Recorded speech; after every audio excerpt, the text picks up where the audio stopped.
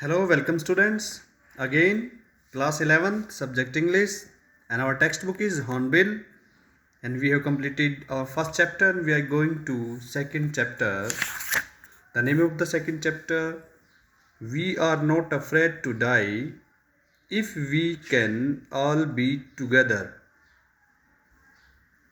And the writer is Gordon Cook and Ellen East. आइए देखते हैं इसको. देखिए बेटा, आज हम इस चैप्टर का इंट्रोडक्शन करेंगे. इसके बारे में आपको हल्का सा बताएंगे. This is a very interesting story written by Gordon Cook and Alan East. सबसे पहले तो मैं आपको ये बता दूं. दूसरा मैं आपको ये बताना चाहूँगा कि बेटा इसका मतलब क्या है. पहले तो चैप्टर का मीनिंग आप समझ लीजिए. जो इसका हेडिंग दिया गया है, we are not afraid to die. हम मरने से नहीं डरते हैं. कंडीशन क्या लगा दी? If we can all be together. यदि हम सभी इकट्ठे हो सकते हैं तो, यानी यूनियन इज स्ट्रेंथ. अगर परिवार एक हो जाए तो मौत का भी हम सामना आसानी से कर सकते हैं. और इस चैप्टर के माध्यम से गॉर्डन कुक और एलन ईस्ट जो है हमारे को यही बात हमें बताते हैं. आइए हल्का सा मैं introduction I want to convey to you कि भाई ये एक हमारे पास एक सच्ची साहसिक कहानी है. इसमें जो लेखक है और उसकी पत्नी,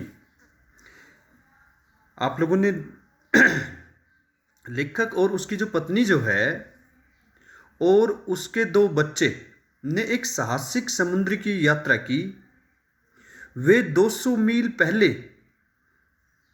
कैप्टन जो कुक के द्वारा विश्व के गिर्द की गई समुद्र की यात्रा को दोहराना चाहते थे. यानी वो एक यात्रा जो आज से लगभग 200 साल पहले की गई थी कैप्टन जेम्स कुक के द्वारा, उसी यात्रा को वो दोहराना चाहते थे. They faced great difficulty during their voyages. और इस यात्रा के दौरान उन्होंने बहुत सी बड़ी बड़ी समस्याओं का सामना किया. There were storms and huge waves. और समुद्री यात्रा के दौरान, वॉयजेज मैं आपको बता दूं विशेष तौर पर समुद्री यात्राओं के लिए लगाया जाता है. और विशेष तौर पर इस यात्रा के दौरान उन्होंने बड़े बड़े तूफान, बड़ी बड़ी लहरें इत्यादियों का सामना किया.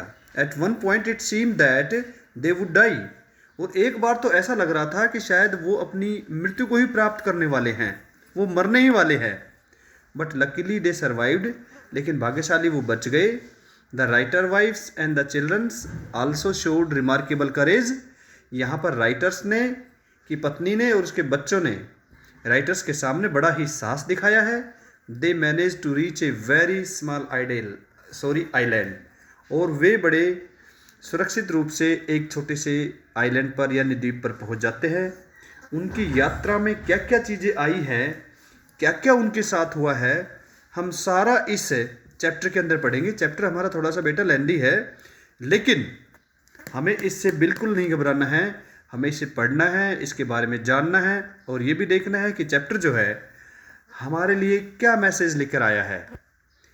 तो कल से हम इस चैप्टर को स्टार्ट करेंगे. मैंने आप लोगों के होमवर्क के लिए इसके हार्ड मीनिंग जो है आज वो हिंदी में भी भेजे हैं, ताकि आपको चैप्टर जो है आसानी से क्लियर समझ में आ जाए.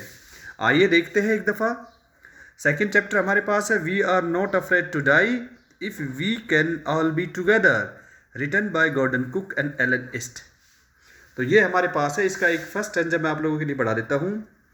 इन July 1976 my wife Mary, son Jonathan, 6 daughter Suzanne 7 है, and I set sail for a Plymouth England to duplicate the round the world voyage made 200 years earlier by captain James Cook. पूरी line हमारे पास यहाँ पर हो गई है.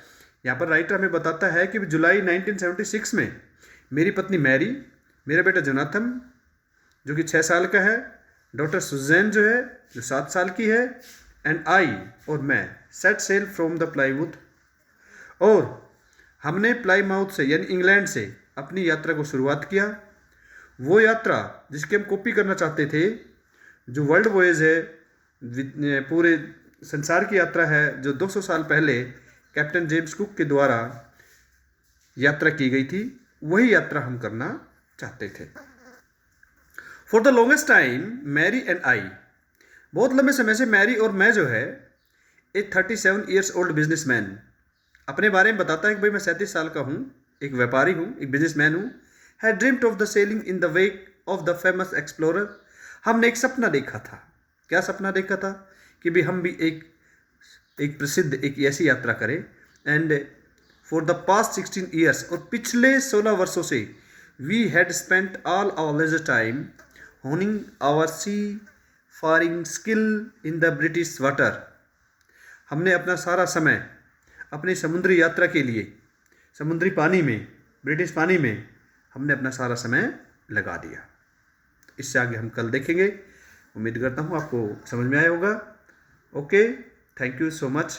आपके स्वास्थ्य की कामना करते हुए धन्यवाद कि आप कोरोना पॉजिटिव, ऐसे समय में जहाँ पर कोरोना फैल रहा है, आप अपने आप का ख्याल रखोगे। ओके।